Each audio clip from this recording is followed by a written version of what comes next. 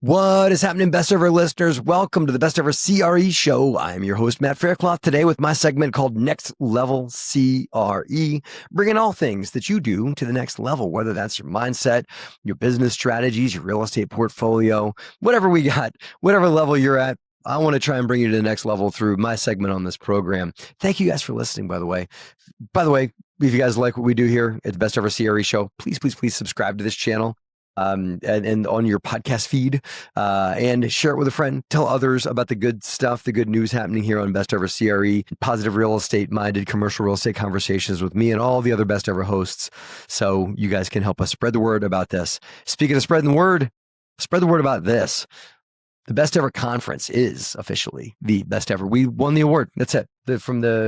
For those that issue awards to conferences, I'm deciding that we've won as the best ever conference. So Best Ever is the best ever conference. And it's coming up in February, brilliantly right after President's Day, because it's in Salt Lake City. So if you're a ski bum like me, go ski with your family for a couple of days out there at the lovely, I don't know, however many dozen ski mountains are right there around Salt Lake City. Do that and then come join me and talk real estate shop for a couple of days in downtown Salt Lake City. If you guys want to join me at Best Ever, and our guest today is going to be at Best Ever, and so will many of the other podcast hosts and guests that you've heard on this program. Really great conversations are going to be had. If you want to build your business, go meet people that have already built businesses at the size that you want to build. You want to meet investors, there will be hundreds of LPs in the room. All the things that are there to help you get to the next level for your business will be at Best Ever Con. So go to besteverconference.com and enter the coupon code podcast, all capital letters, podcast 10, PODCAST. I know y'all how to spell podcast 10, all capital letters, for a 10% discount off of your ticket for Best Ever Con. So I will see you guys there. Be there, be square, Best Ever Con, 10th Best Ever Con in a row, BECX. It's going to be off the hook. So I'll see you there. Guys, my guest today really unpacked a lot of really interesting stuff. And what I want to just to underscore for you guys is the concept of looking at a market. There's not one market that's the best for you. Maybe the market that you're investing in has incentives already there that you might not be aware of, or a market that's you've been curious about has some ways, some means that the government has set in place to encourage development. And if the market you're looking at does not have any of those things, maybe you should look for one that does. So today's guest talks about some of the credits you can get for renting to lower A affordable. We talk about that. We define a lot of jargon on this show and unpack and demystify a lot of the analysis that goes into looking at deals, especially ones that have some sort of an incentive associated with it. So let's bring in someone who I really respect in this industry, Robert Beardsley from LS CRE. Best ever listeners, I got somebody who I look up to, and he's probably half my age, give or take. But I still look up to him because he's created phenomenal success. And dare I say, Robert, at a very young age in this industry, for, when a lot of us are still just figuring it out, this guy is already smashing it.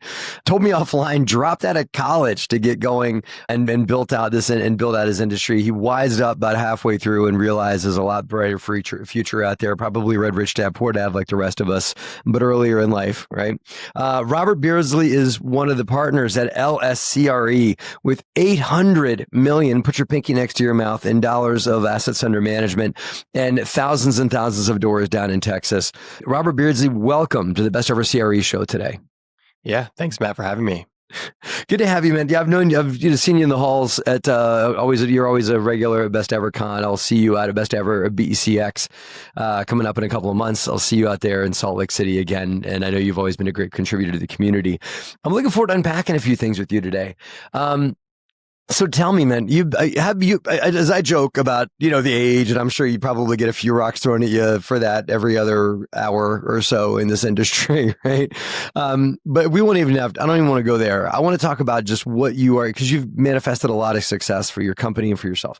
But I also know you to be a good analyst and that kind of thing. You're sharp on deals you do, things you won't do, that kind of thing. What are you seeing now in the industry? Give me Robert's perspective on the current multifamily market that's out there right now. Well, over the last handful of years, we've been in a very transitional market.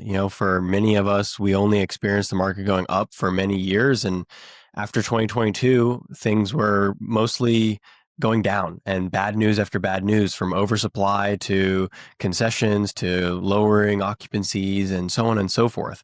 And that's not to mention the other side of the equation with rising interest rates and higher cap rates and more difficult environment to do deals. So in this environment, there's been spots of opportunity, but also a lot of challenges. But we've also, like I said, those are kind of two sides of the same coin, where sometimes challenges create those opportunities. So specifically in our market of Texas multifamily, we've seen tremendous opportunity to buy high quality assets built in the 2000s or newer in prime locations at a decent discount. It's not a crazy discount. A lot of people were saying, oh, this is the best buying opportunity ever and all this sort of stuff. I mean, the reality is there's too much capital on the sidelines and in the game for there to be such an opportunity like that. It's too competitive of a market. Everyone wants to be invested in high quality Texas multifamily.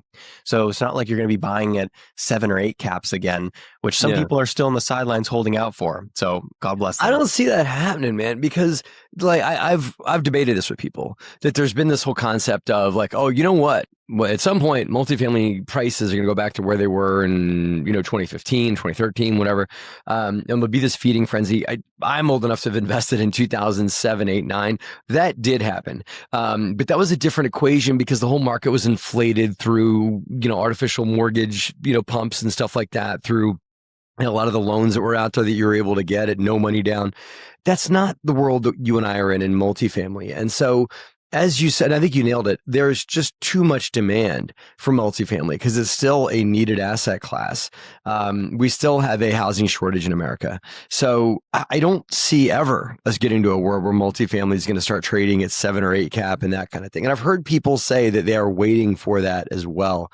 So I agree with you that world is not anytime soon. We're not looking at we shouldn't be holding our breath hoping for a place where multifamily is going to be selling at that. You know why?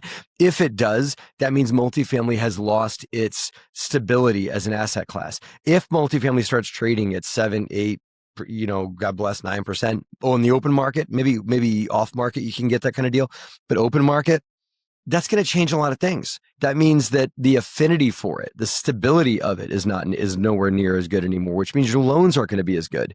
I think it's short-sighted. What do you think about that? That's my perspective. What do you think?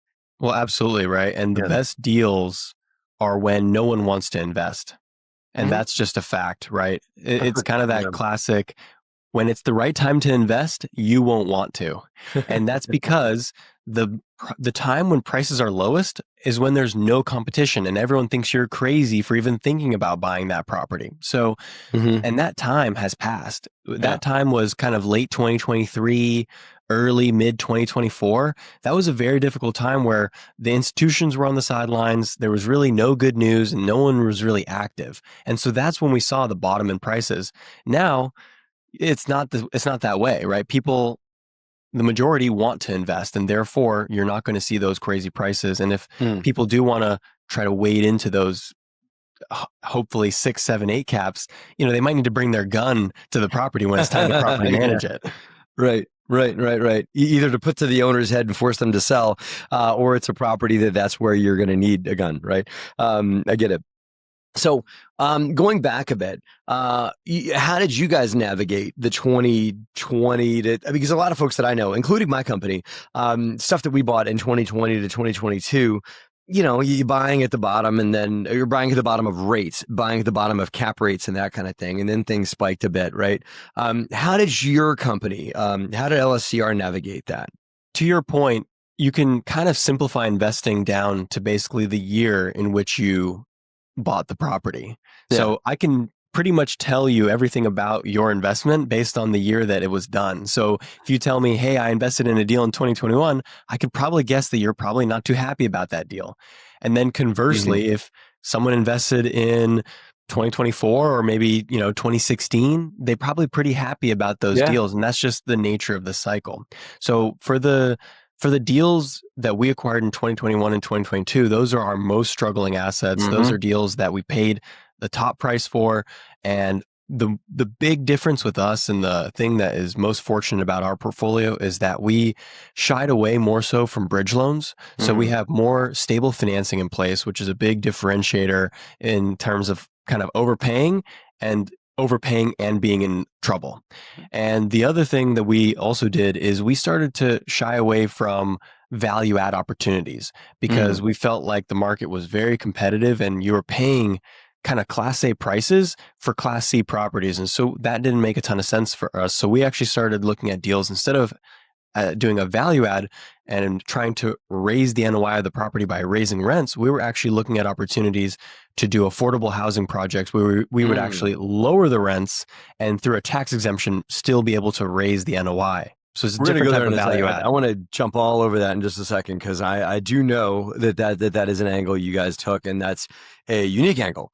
But we're not. But I want to keep unpacking, the what happened period, right? I love that you guys got into fixed debt. I think that a lot of people wish that they did, because, as you said, you're kind of, maybe overpaid, right? But real estate can be forgiving enough on overpaying over time, especially maybe if you're amortizing the debt, or maybe it's just if you've got rates that are fixed for long enough that you can hold out and wait for values to come back up if they do go down, right?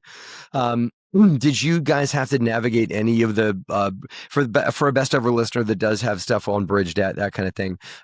Have you had to navigate that, and how did you do it?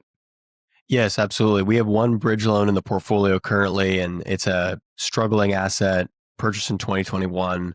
And upon loan maturity, we had to negotiate an extension with the lender and, do some kind of back and forth and pay the loan down, and just do what we needed to do to kick the can down the road and buy more time. Because in this business, when you're in trouble, it's because you need one of two things, or both. You need more time and you need more money. And in the absence of one or both of those, that's when you can actually see a permanent loss of capital. So if you're a long-term investor, you should be comfortable, not ideal, not pleasant, but you should be comfortable with enduring a temporary loss in value, and in hopes of avoiding a permanent loss of your investment. So that's kind of the worst case scenario that we and others need to navigate with our bridge loans, in order to be able to get an opportunity, like you said, where values rise enough and hopefully interest rates come down enough to where there's this happy medium to where you're able to actually refinance out of your bridge loan and into some sort of long-term solution to continue to allow that property to grow with time. Where do you see rates going? The Fed just today is October 30th.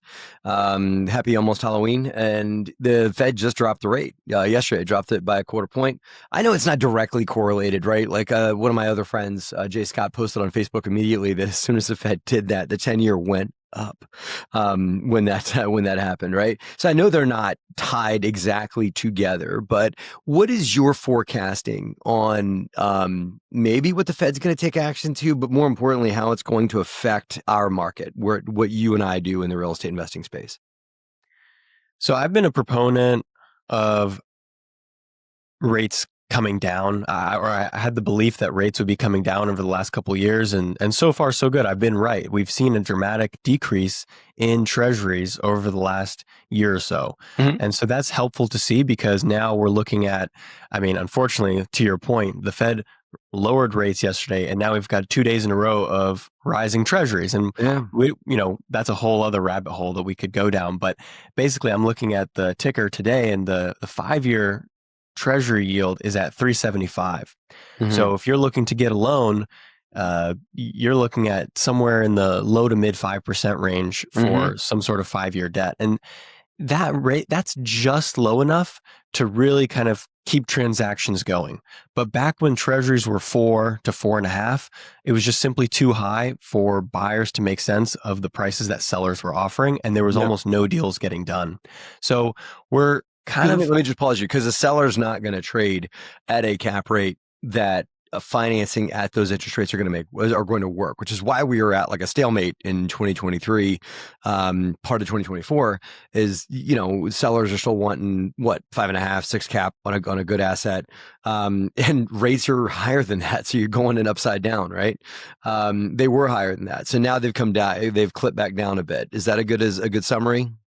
That is a good summary. And Hmm. basically, my belief is that rates are going to continue to drift lower.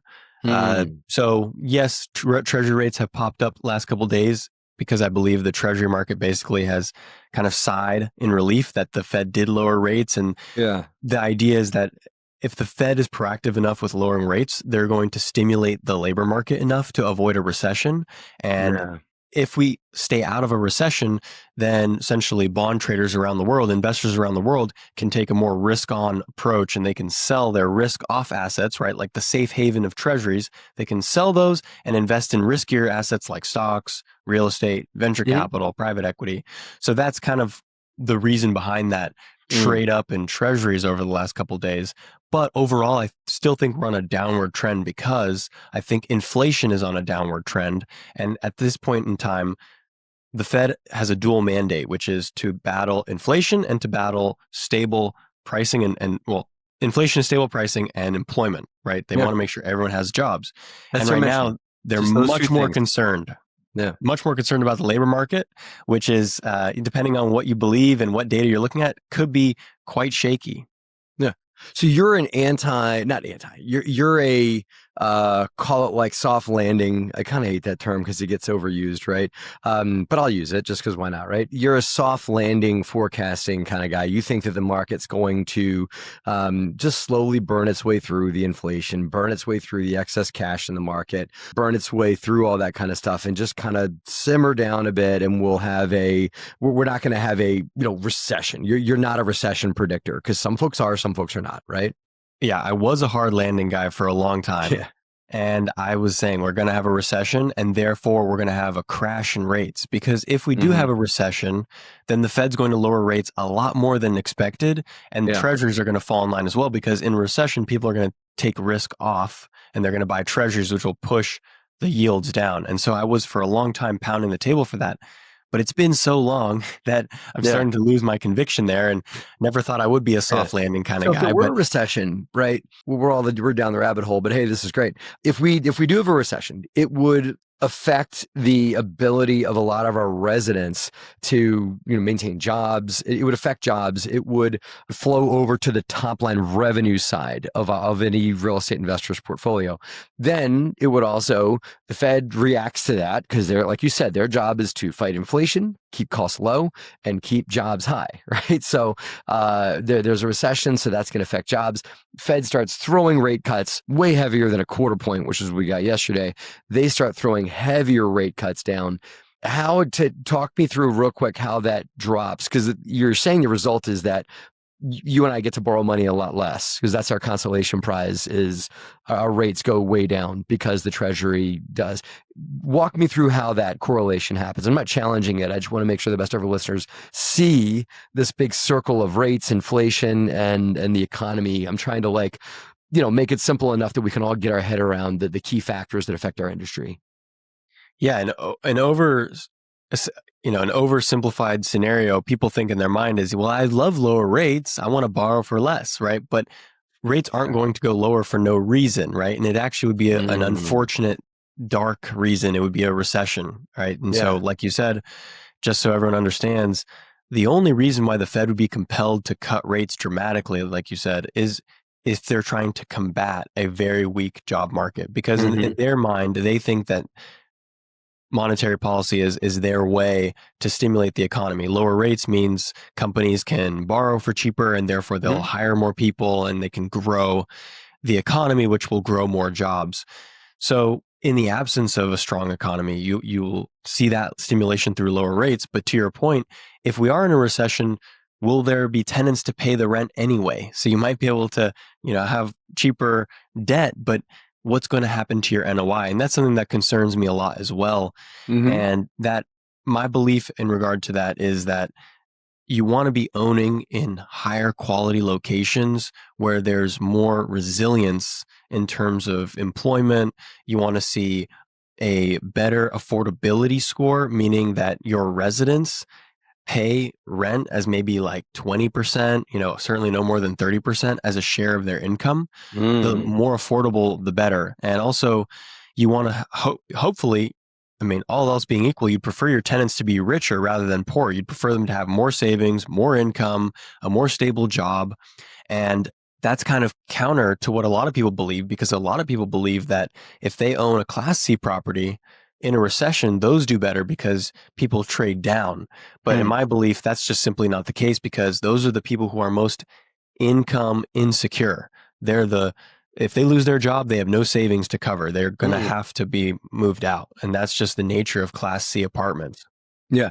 And they're not, I mean, in my experience, a Class C resident is likely they're not going to drop down to Class D, or anything like that. What they'll do is they'll just move to another Class C, and they'll start hopping around, living there for as long as they can, and just, economically getting by, right? Do you believe in the philosophy that, like, I've heard people say this, well, if there's a job loss or whatever, a Class A tenant will just drop down to a Class B apartment, or a Class B resident will drop down to Class C. I think that's a theoretical analogy to make. I don't think in reality, in knowing Class B residents and knowing Class A residents, that shift really does happen. I think that, to your point, a Class A resident maybe is living, or a Class B resident is maybe living at a lower cost of living compared to their income. And that's what's your thought on how residents react to recessions? Yeah, I think you're exactly right. I think much of the data that I've seen, it shows that in a recession, the more resilient, the higher the class, the more resilient the property. So if you're looking at renting or a high class property, which is essentially luxury, where the people there are renters by lifestyle, not renters by necessity, right? That's a big difference. And we're kind of going in the weeds on this because this is outside of a lot of what I personally do. I love the workforce housing segment. So we do cater to the B and C class, but I'm just being honest and saying that in reality, I do think that the Class A stuff performs the best if people are struggling, losing their jobs, struggling to make their bills paid and buy their groceries and so on and so forth. But it's tough to get into, man. Those the buddies that I know, as you know, the same people I know that own some Class A stuff and stuff like that. Your strike to get into a property like that in dollars a door compared to rent per door is very lean, right? I'm talking like cap rates at 4%, 4.5%, something like that. Deal like that is, although it could be viewed to be more stable, it's way above what a typical workforce resident, somebody earning at or around the median, right? Way below AMI, way above AMI, right? The ability to get into an asset like that is a high barrier to entry per door. And I've heard that they're trophy. There's a term, trophy assets. You hear broker use that term, which I absolutely hate. Like, who wants? I want to buy I want to buy this trophy. This not going to make me any money at all. I'm going to buy this really cool looking property, and I'm going to buy it because it has iPads in the walls and a really cool gym and a really cool pool and everything like that. Who the frick does that, right? So that's why I hate the term trophy asset. But have you heard or seen that A-class assets just don't cash flow the way that a B would? Is that philosophy the right thing to do? Because although it can hold residency and although it will withhold recessions, it's maybe not a moneymaker as much. Your thoughts? Well, I think there's some truth to that. I think that there's definitely been a lot of truth to that when it comes to the last couple of years, because we've gone through one of the biggest apartment building booms this country has ever seen. And so with all that new supply of apartments, there's so much competition, in particular at the A-class level, because the development of new properties is clustered in these typically urban and typically high growth areas that developers want to build in. You can just say Austin. You can just say Austin, Texas, right? Okay, yeah, Austin, that's what we're talking about, right? And then even within Austin, right? It's those urban, it's the most desirable places, and so all this development is clustered, right? It's not evenly spread throughout Austin. It's clustered in these pockets, and those pockets get oversupplied, and there's concessions to all these new buildings. And Class A existing buildings are competing with each other for the same residents. So they're offering 1 month free, then 2 months free, then 3 months free. So over the last 2-3 years, it has been a very tough performing asset class because of all that supply competition. And you would have been better off owning something like a quality B asset in a suburban submarket where there's no new supply. That's been Yeah. a huge differentiator in performance, just basically where there's supply and where there isn't supply. I've heard. I've heard operators use this analogy, right? And I'll just say his name. Grant Cardone once said this years ago that he will not invest in a market where it's economically feasible to build, right? Because there's certain markets like, I don't know, Frankfort, Kentucky or something like that, where you just get, the rents aren't going to, unless you've got crazy incentives, the market's not going to absorb your cost of construction. Meaning, like, if I'm coming in there at 200, 250, maybe even $300 a square foot to build an apartment building, on my math, we just finished an apartment building in Trenton, New Jersey, right down the road from you, and the numbers worked, right? But that's because the market was willing to bear like $2.20, $2.30 a foot in lease, right? If your market will not yield that, you can't build. And so he will not invest in markets like that because it keeps the builds out, and it probably fixes the market's rents a bit better. And you're not going to have some guy just go and build a new apartment building that's going to suck a lot of residents out, and then all of a sudden, before you know it, you've got a price war. What do you think of that philosophy of, no cranes, I'm in kind of thing? I love that. That's a big emphasis for us. We're looking to invest in. That's a factor for you too. Big time, big time. I love the suburban assets, and either, to Grant's point and to your point, either they are economically supply constrained, meaning it's just a developer doesn't want to build there because they're going to build and it's going to, let's say, cost them $250,000 per unit to build, and then the rents are only $1,500. It's not going to work, right? If you get they're going to build. Yeah. So like a 4 cap, right? And that just doesn't make sense. The only way I'm able to build in Trenton is because I got a 20-year tax abatement, right? Meaning the real estate taxes got fixed at the land value for the next 20 years. That's the only reason that deal works, right? And you need something in certain markets. Now, that incentive was very tough to get. I had to jump through every flaming hoop you can think of to get it. So that's why you're not going to see 35 cranes overnight over Trenton, New Jersey. You can get there, but you're going to have to deal with the bureaucratic red tape, which not everybody wants to deal with, to build. If you want to build, you can do it, but it's going to cost you. Like in Austin, you don't need it, because the thesis back then was that the market would absorb, but you're not the only one thinking that way. All of a sudden there's, 30 new apartment buildings going up in a 1 mile square radius around a certain area. And there you go.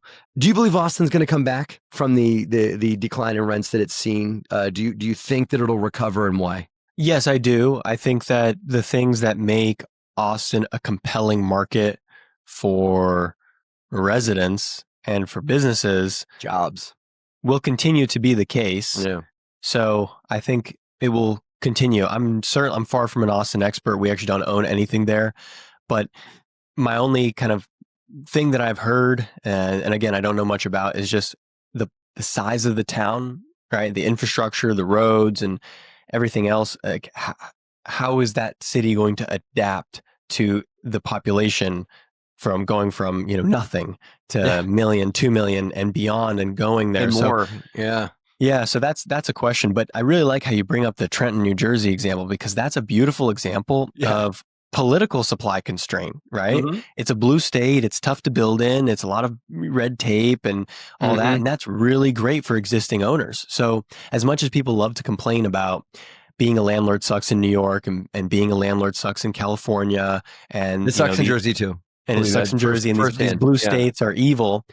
But these are some of the absolute best markets to invest in long term because of just how supply constrained they are. And you've got the double whammy in many cities in California that are coastal, and in New York you've got that geographic supply constraint. So when we look at that, we have different versions of that in Texas, because although we are in Texas, not every city and every location that you invest in is going to be equally as receptive to new supply. A lot of these separate city councils and towns, they might not really be open to new supply.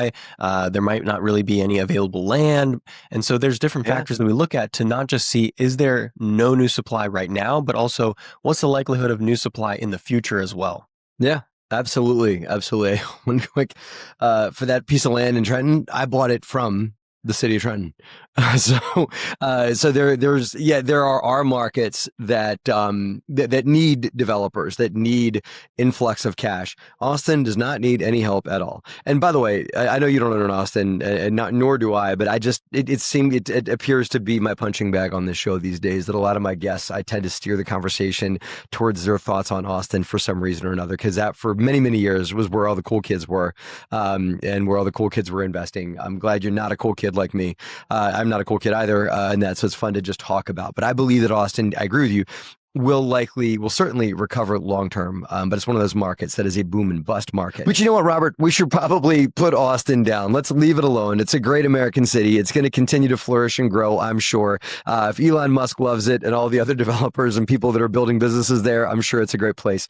And Matthew McConaughey, hometown, love his book. So let's just put Austin down for now. What do you think? Sounds good to me. All right. Moving over to, you said a few things I wanted to highlight. The affordability score for a market. You touched that, and that leads into a business strategy you have with regards to leaning into incentives and affordability of markets. Can you unpack that for me, what that business strategy has been of yours and how it ties into affordability and incentives that are there for these things? Absolutely. Like I said, years ago, we started to feel like rents were just being pushed higher and higher, and it was not sustainable. You had a value add buyer buy a property, renovate the apartments, raise the rent, and then sell it to the next guy who had the same plan to renovate it again and raise the rents again and then again. And you can't do that. What could go wrong there, right, Robert? You know, you see this guy buys it for $30K a door, sells it for $60K a door to the next guy. Next guy buys it for $120K a door, and then it sells for $250 a door.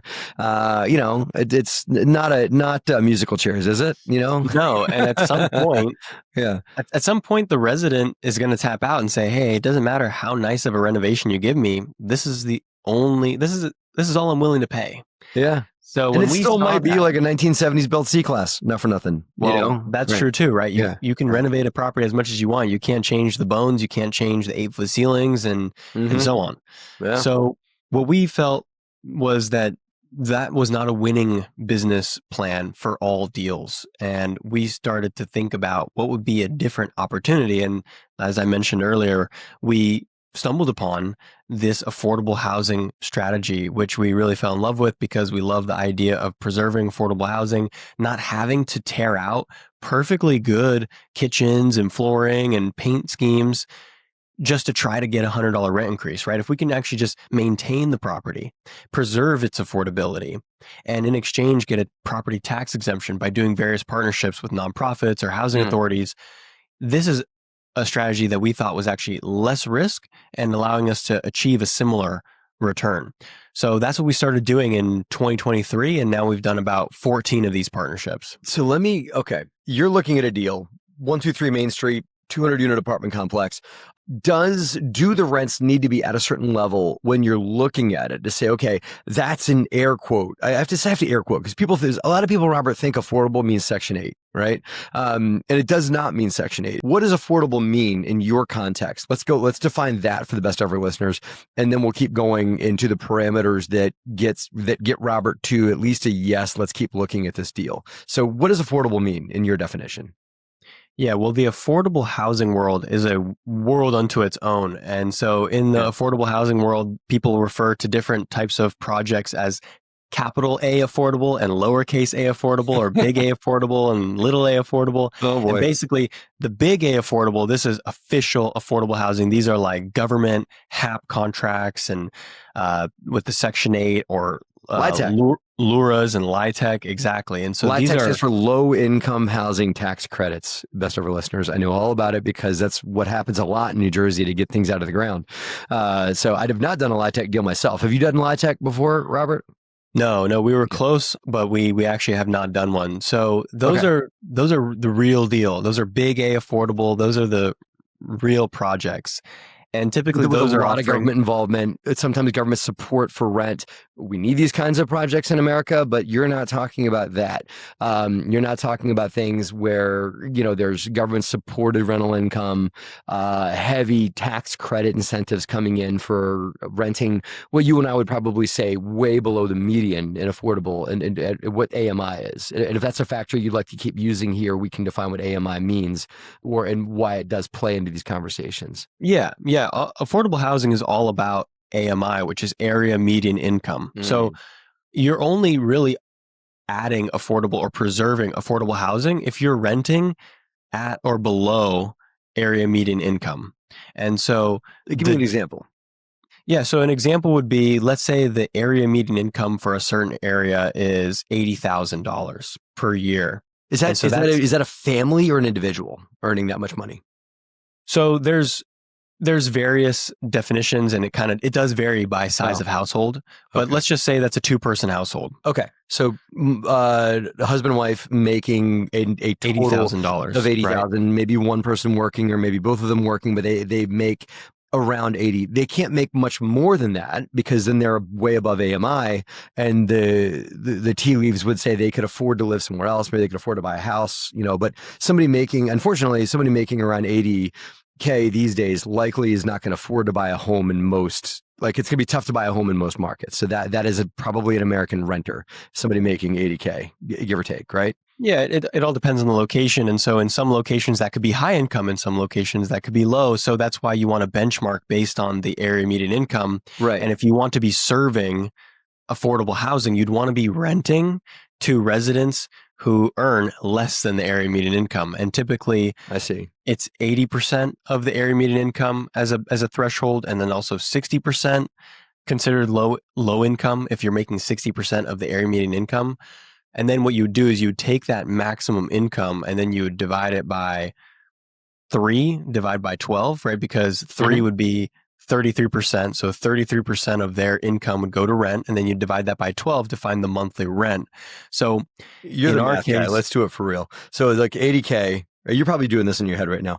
80K. If I hit that with an 80%, that means that the max they could make is $64,000 a year combined, right? Right. Okay. And the max rent you'd be able to charge would be about $1,775. I love that you did that in your head. I divided by 12, so that's 53 divided by 3. Matt, look at you. We missed it by $2. So 1770. Congratulations. Okay, so the most you could charge, if the AMI is 80K, then that means you can rent to someone that's making 80% of that number, which works out to be the most you can charge is $1,775. Now, I've done a little bit of Section 8 stuff in Jersey back in the day. So I know sometimes that does include other housing expenses like utilities and that kind of thing. Does that $1,775 have to be their entire housing expense, or are other things okay to go on top of that? Is that the total rent you can charge, or do you have to deduct other stuff out of there? That's a great question, and it varies by partnership. So with these deals and with all real estate deals, right, you can do whatever you want so long as the other side agrees to it. And so when we're working with our nonprofit partners or our housing authority partners, it's a bit of a back and forth because they understand that we need the project to work for us. We're not doing this. We aren't a nonprofit. We aren't a charity, right? We are doing this to earn a return. So we need the numbers to work on our end, but at the same time, we need to make sure that we're serving the interests of the public in partnership with our counterparty. So they're looking at it and thinking, okay, maybe we need, more. Like, for example, we did a deal where we bought a garden style 2000s vintage property in Houston, and the housing authority, they wanted a portion of the units to be rented to 80% AMI households, but also 60% AMI households. And then they also wanted just 5 of the units to be rented to people who make 50%. So really low. And it's just, they just need more share of that particularly very low income housing. And so we negotiated back and forth. We plugged that into our numbers and we said, okay, well, if we do restrict these rents down from 2,000 to 1,200, it's going to hurt our numbers, but with a give and take, we can make it work. What did you have to do to your numbers to make that work? What was your ask in exchange for them dropping all the way down because like you said, it does hurt your top line revenue, which affects everything else down below. So what is a bargaining chip that you could go back, that you went back to them with to say, okay, you want 50%? Great. Give me X in exchange for that. Yeah. Well, the biggest lever is the property tax exemption. So Okay. if maybe their initial offer is we'll offer you an 85% property tax exemption, maybe we negotiate and we take it to 90. Okay. So property taxes were 150K a year on market, right? Like based on typical mill rate, typical assessed value. So in your negotiations here, those taxes would get artificially suppressed, dare I say, or just forgiven or credited back or whatever it may be, down to make it up 30K, 25K, something like that. Is that a good analogy? Yeah, that's how it works. Or And even then lower. obviously, Okay. whether you are raising revenue or cutting expenses, both help you in achieving NOI growth. Mm-hmm. Okay. And what we even like about the expense cut of the property tax exemption is we don't have to wait. We get it at closing. So it's very different than buying a value add deal where it's going to take us 2 years to renovate every unit and trade out the leases for higher rents and then maybe get it in the future, right? This is we get day Cross one. your fingers, magic fairy dust, never know, long as nothing goes wrong, right. Been there, done that. Okay. So in this scenario, you're getting a tax credit day one. So your taxes automatically drop from 150K down to 25K. My assumption is your lender is going to be happy and recognize that because they're seeing that 100K, whatever it is, come right back to your bottom line. So that's your NOI. That's going to help your valuations. You're likely able to create that phantom value of the apartment building day of closing. So it's like I bought a building for 10 million, but because of hopefully this equation you just did, the building is automatically worth more because it's got a lower bottom line or bigger bottom line. Is that correct?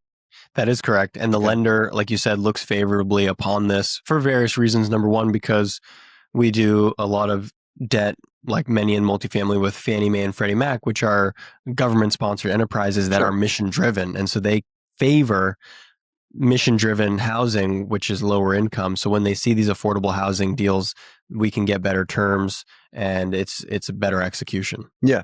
Okay. But we looked at one deal like this. In North Carolina is another state that you can do. There's a similar, probably can't say it's equivalent to Texas. I don't know the Texas program, but it sounds similar to a North Carolina program that's there.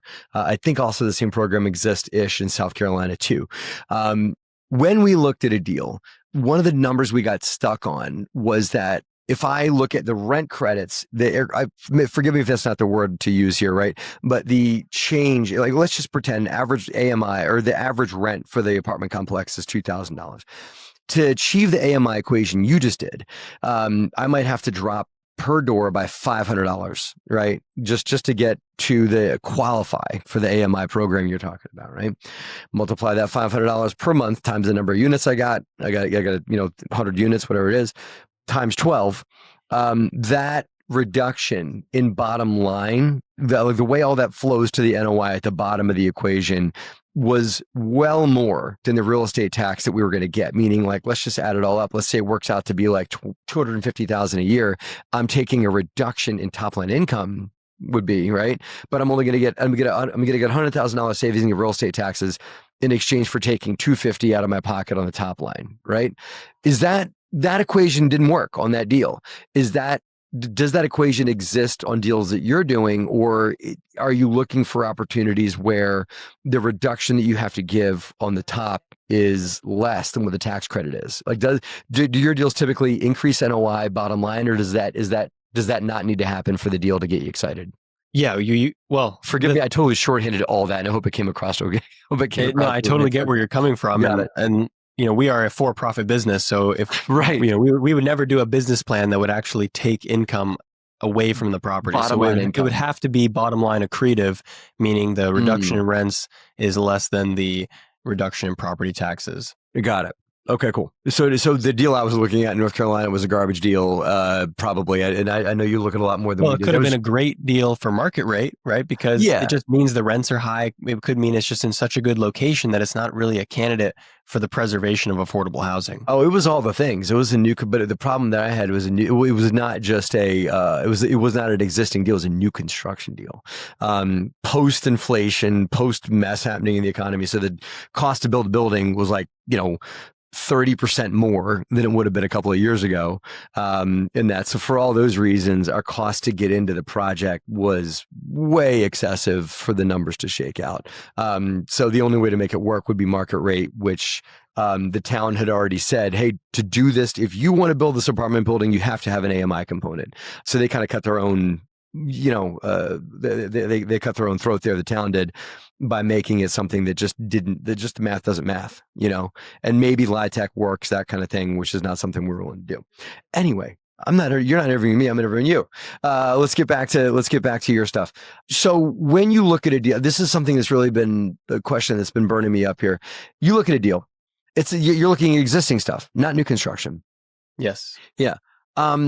What do you do with the residents? Do you look at a deal that already is performing at the AMI numbers that you need it to be at, or do you need to do a resident transition to make the deal work? Does the town give you some grace on that kind of thing? Or do you look for something that already is there and you're just going to sweeten it with these incentives?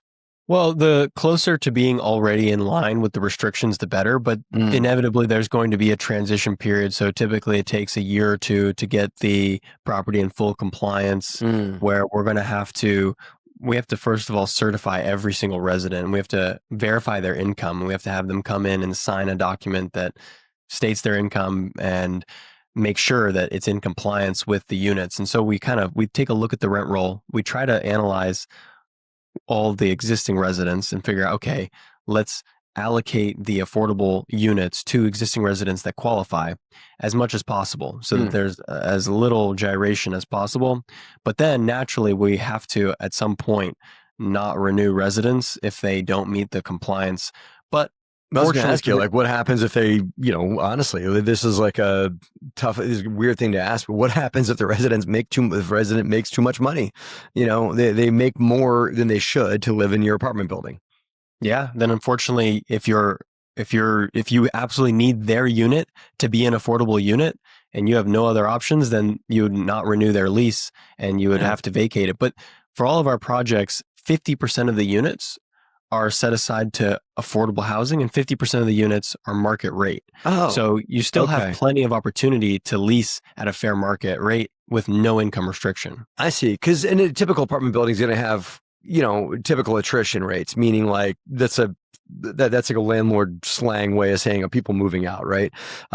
So people are going to move out of your apartment building over time. And so you can just start to phase out those that are above AMI for those that qualify for AMI just through typical attrition. Yes. Yeah. Okay. I mean, like like you said, turnover rates are anywhere from 40 to 50% per year. Do they give you a grace period here? Like if you go in, is it standard to say, okay, you can't just wave your magic wand over their property and just all of a sudden fill it up full of people that are earning, at the AMI target that you need. So does the municipality or the not-for-profit you're partnering with, whoever your partner is or provider of this tax credit, do they give you a grace period to achieve the metrics? And typically how long is that? Yeah, it's technically 12 months. That's should be doable, right? Have you ever had a problem with that? No. Okay.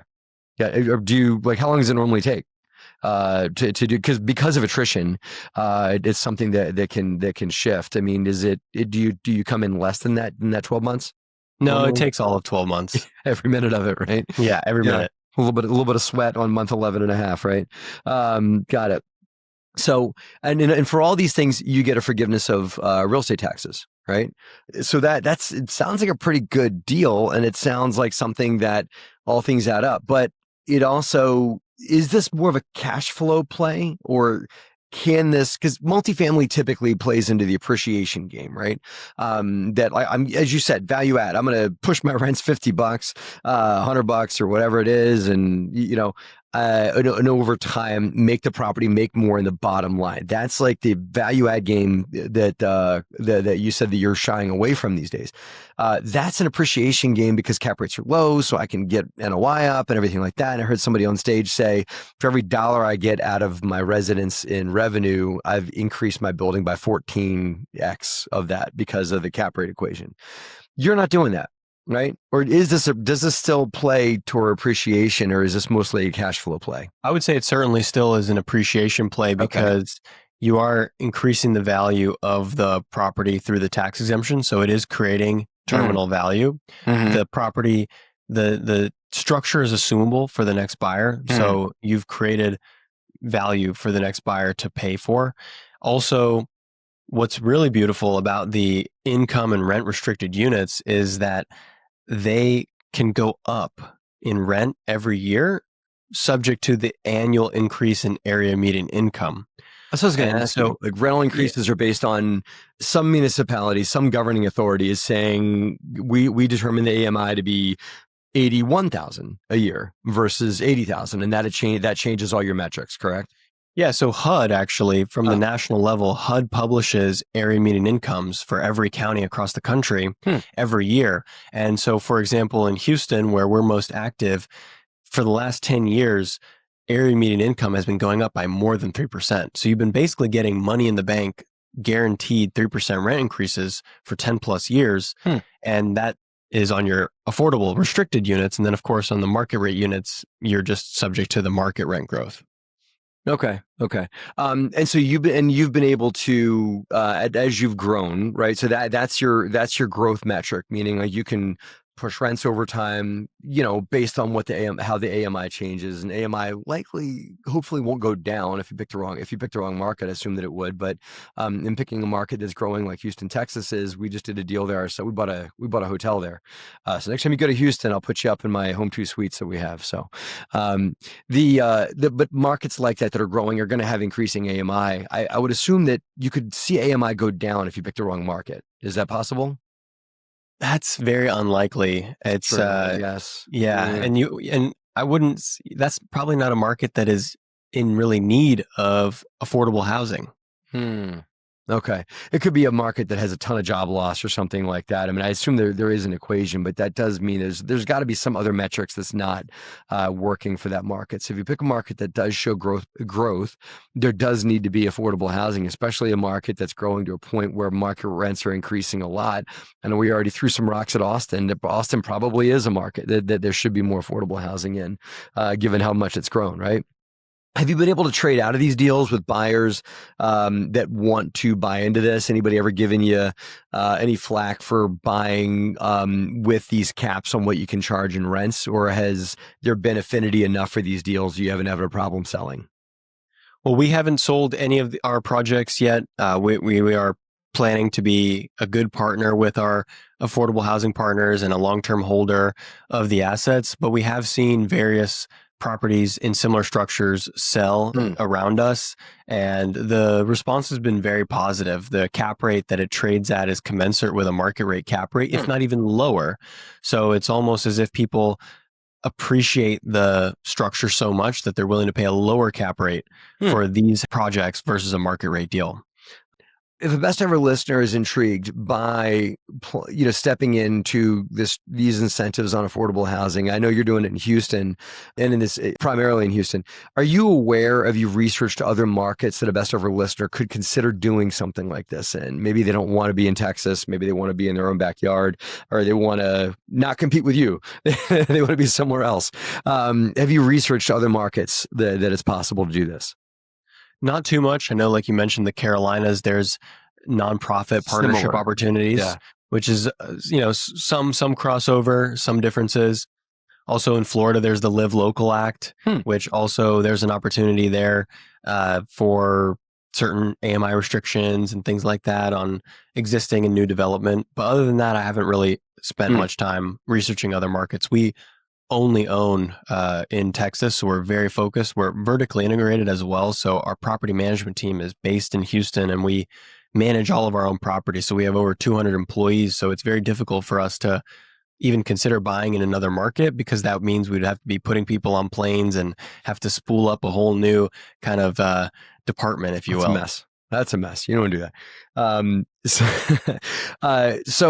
The incentives have changed a bit recently in the state of Texas.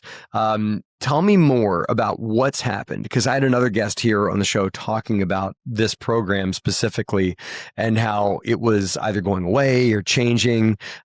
What's happening, and how could it affect real estate acquisitions specifically in Texas? So earlier this year in Texas, HB 21 was passed and became law. And so in this law, it basically did away with some of these structures related to these affordable housing plays. And specifically, I don't want to get into too much of the nuance, because if you're not in this whole Texas affordable housing world, it's not going to make a ton of sense. But basically, with every good law, with every good affordable housing, there's good intention, but then the laws aren't written perfectly, so there's opportunity for abuse. And so people were finding these loopholes to be able to basically utilize an out-of-market housing authority to come into another market like Austin or Dallas or anywhere else and actually abate the property taxes in that local jurisdiction, but then essentially not provide a public benefit to that local jurisdiction. And so those deals became rampant, especially as people were looking for any opportunity to essentially save their deals from rising interest rates, from rising costs, and all these this was like challenges. a shelter that people ran to with all the mess going down in 2022, 2023. Right. So they were placing their worst deals that they didn't really have any intention of truly offering affordable housing for into these loophole structures. And so the They never state cut rent. legislature, They never started renting at AMI. They were like, hey, I promise. And that got them a reduction in property taxes. But then they never actually reduced their cost of living for their residents to meet the AMI standard. or effectively the restriction that they placed on the property was so minuscule, it didn't really actually create affordability or preserve affordability or offer any public benefit. And the reason why that was possible, I'm going to cut my rents by $20, that kind of thing. Or zero, effectively. Or zero. Yeah. Okay. Right. So with all this happening, the state legislature came down on these structures very hard and actually did not grandfather these loophole structures. And on January 1st, 2026, people who are in these current structures are going to see their property tax exemption go away and their taxes are going to revert to market. This is going to be a nasty issue in Texas. It's going to cause a lot of foreclosure. It's going to cause a lot of distress. And I do think it's a very bad situation for Texas because it makes the rule of law undermined in Texas. And people aren't going to trust. What are we talking about here? Like how many buildings, how many units? I don't know if you don't have that data, I get it. But now you got me curious. Like how much of a mess are we talking is going to hit in January of next year? Well, there's hundreds of properties that are going to see their property tax exemption revoked. And that's going to put these deals in some form of default with their lender. Sure. And lenders are going to do, immediate pay down requests, modification requests, sale requests, foreclosures. So it's going to cause some various levels of distress where people are going to be fire selling, people are going to be getting their assets foreclosed. And like I said, I think it's really not a good look on Texas because it makes people who want to invest in the great state of Texas not really trust the capital markets as much. I'll bet. Just quick curiosity, are these owners going to have to pay their market rate taxes in arrears? Meaning, I don't know that. No. So arrear, just you got the discount, good on you, fool me once, that kind of thing. But your taxes are now going back up to market. And may God have mercy on your soul kind of thing, right? Okay, cool. Do you think that there's going to be like this blackball on like 123 Main Street, and that's because some other unscrupulous owner decided to try and work the game on the tax program and that kind of thing for 123 Main Street? They ended up getting caught, and then a good-hearted owner comes in and says, you know what, I'm going to do it the right, or maybe even you personally, your company comes in and says, we're going to buy that asset, we're going to do the right thing and put it through the tax program. We're going to have significant AMI incentives and that kind of thing.